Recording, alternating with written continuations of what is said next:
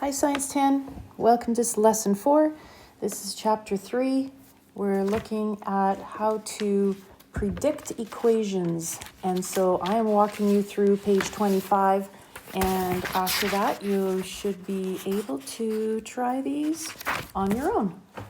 All right, so what we have to do is first of all write the correct chemical formulas in the equation. You can see that we have two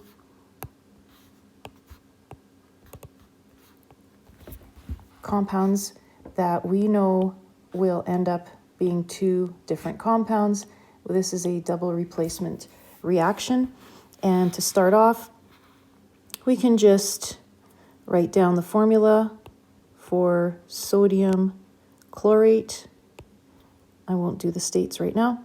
And when I do these, I leave space in front of each molecular or each ionic compound so that there is room to balance that equation afterwards.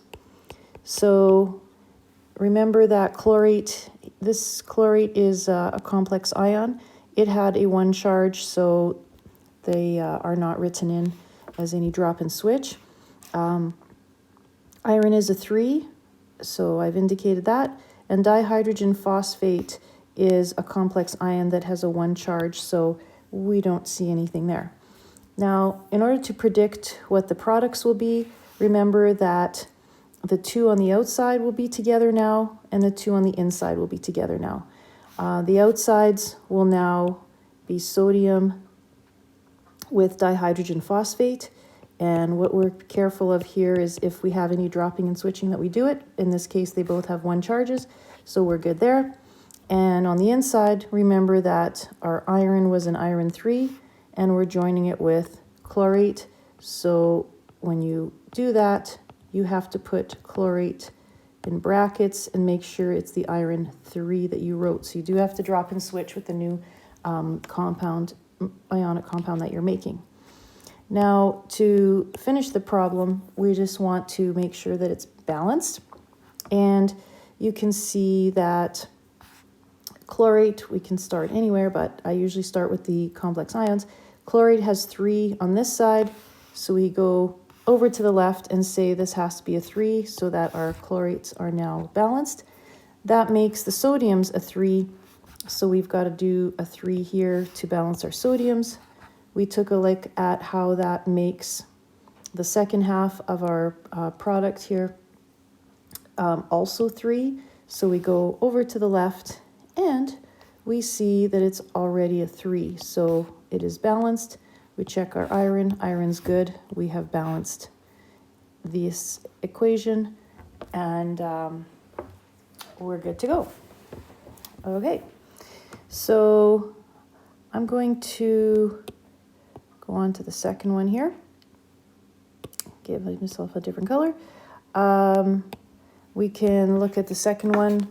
So this one is sodium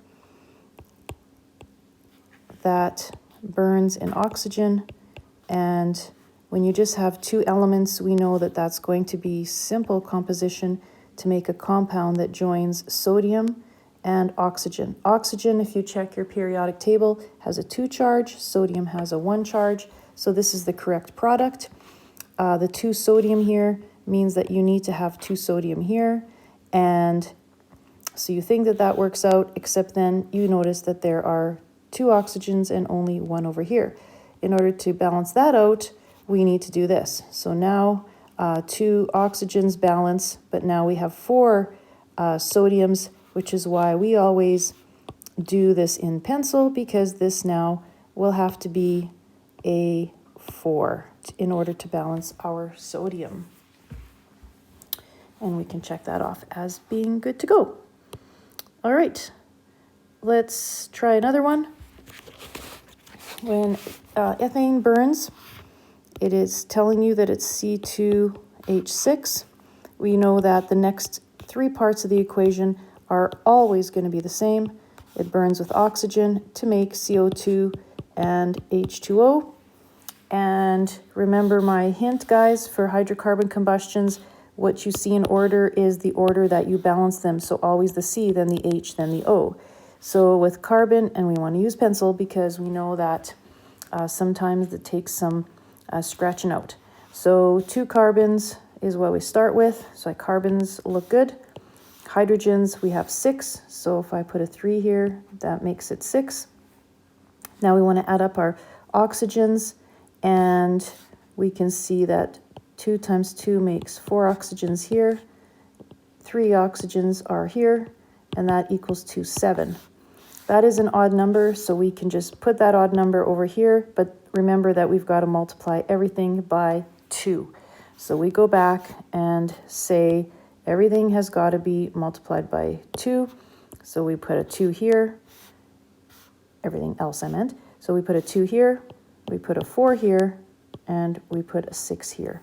So if you try it out with the 2, then now a 4, and now a 6, you'll see that it adds up to equal all numbers of the atoms on the left, as it will be equal to the atoms on the right of your equation. Okay, I'm moving on to number 4, silver carbonate. And silver carbonate would be Ag, and CO3 has a 2 charge, so we put it in there. That's our correct formula. Strontium is just by itself, unless it's in the area that forms the shape of a flag. Those diatomics, unless it's one of those or one of the polyatomics, they just stand alone. So we've got an element in compound, and we know that it's going to form another element in compound, so it'll be single replacement. To do that, now our strontium is going to be the one that joins with the carbonate. So Sr and CO3. The way we know how we do that is that we know that this is a positive ion, so it will be joining with whichever one this side is the negative ion. So our strontium is the positive, carbonate's the negative. When we check, they both have a -1 charge, so this is the formula, good to go. And now silver is the guy that stays by himself. To balance this, though, we see that there's 2 silvers here, so we can say 2 silvers will have to go here. CO3 is fine on both sides. Silver was balanced, and strontium is good to go, and we are done with that one. Magnesium and phosphorus. We'll give that one a try.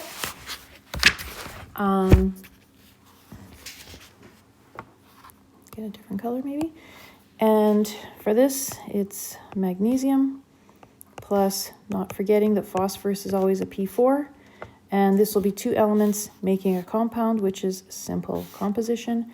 So we look at the ions now for them and realize that magnesium has a 2 charge and phosphorus has a 3 charge. So when we drop and switch, that is the formula that you get. Now, in order to make 4 phosphates, we're going to have to put a subscript of coefficient, of 2. 2 times 2 makes 4 phosphates. Those are balanced. And to balance our 2 times 3, 6 magnesiums, we've got to go put a 6 on the magnesium. Now that is balanced, and we are done. All right, number 6, aluminum borate question.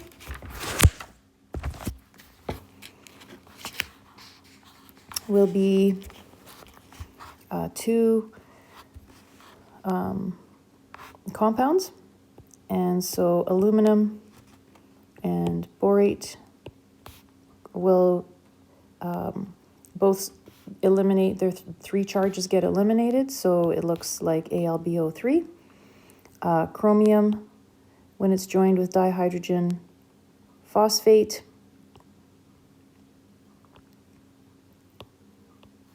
just need to make that look a little nicer, is chromium bracket H2PO4. Chromium has a 2 charge as indicated by the 2.